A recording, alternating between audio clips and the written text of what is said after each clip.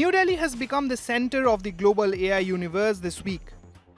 From February 16 to 20, India will host the India AI Impact Summit 2026 at Bharat Mandapam, a gathering that signals a major shift in how artificial intelligence is shaping economies, governance, and global power. What makes this summit extraordinary isn't just its size, it's who is coming. Some of the most powerful figures in technology are flying in, including Sundar Pichai of Google, Sam Altman of OpenAI, Dario Amodei of Anthropic, Demis Hassabis from Google DeepMind, Brad Smith of Microsoft, Alexander Wong linked to Meta, and Cristiano Amon of Qualcomm. Invited by Prime Minister Narendra Modi, world leaders are attending too, including French President Emmanuel Macron, Brazil's President Lula da Silva, Spain's Prime Minister Pedro Sánchez, and leaders from over 20 countries with ministerial delegations from more than 45 nations.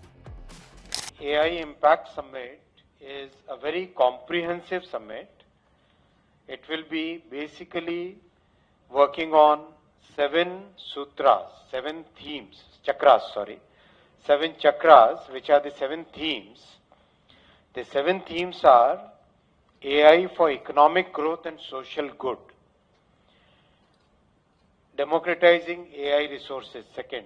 Third, inclusion for social empowerment. Fourth, safe and trusted AI, which has what are the ethical uses of AI, what are the right governance models. Fifth, human capital. How do we create the right capital for human capital for the AI world? As many of us say, this is the 5th industrial revolution. To be prepared for this 5th industrial revolution, what is it that we should do on the talent development, on reskilling, upskilling, on developing our universities? That's part of the human capital, and we believe that's a very major part. 6th is science, which means how AI can really help us develop new materials, develop new discoveries, develop new drugs, new pharmaceutical discoveries, transport optimization, a variety of other things.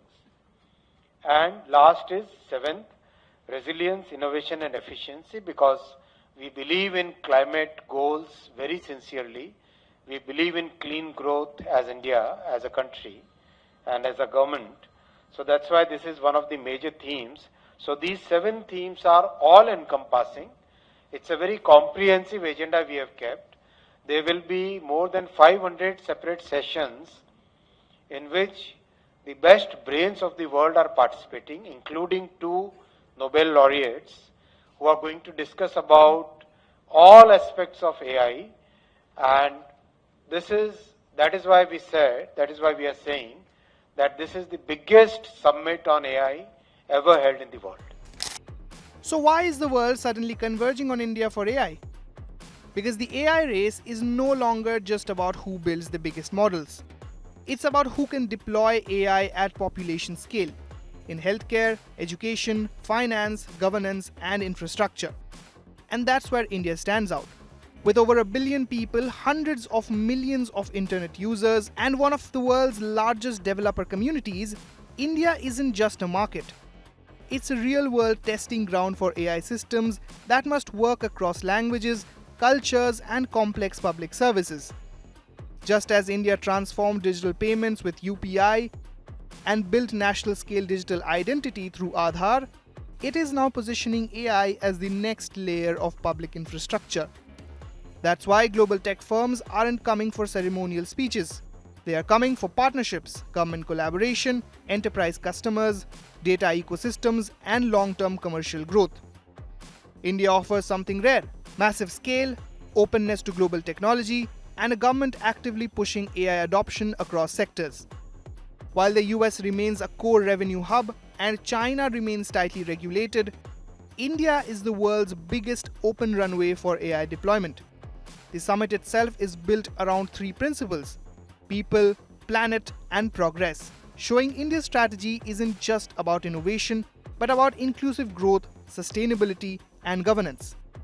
It reflects a bigger ambition: India isn't content with being a user of AI built elsewhere. It wants to be a co-architect of how AI is governed, scaled, and embedded into society, especially for the global south. That shift was already visible earlier this year in Washington, where policymakers and technologists gathered for a pre-summit focused on Global South, Global North collaboration. Now, the main stage has moved to New Delhi. There is, however, one notable absence. Jensen Huang of Nvidia, one of the biggest names expected, has cancelled his appearance due to unforeseen circumstances. While Nvidia remains central to the global AI hardware boom, his absence slightly dims but not weaken the summit's overall impact. Because the bigger story remains intact. This is about India's strategic play. By hosting the world's AI elite, aligning policy with infrastructure investment, and positioning itself as the deployment hub of the future, India is claiming a leadership role in the next phase of the AI revolution. Not just where AI is invented, but where it is scaled responsibly, inclusively, and at real-world impact levels.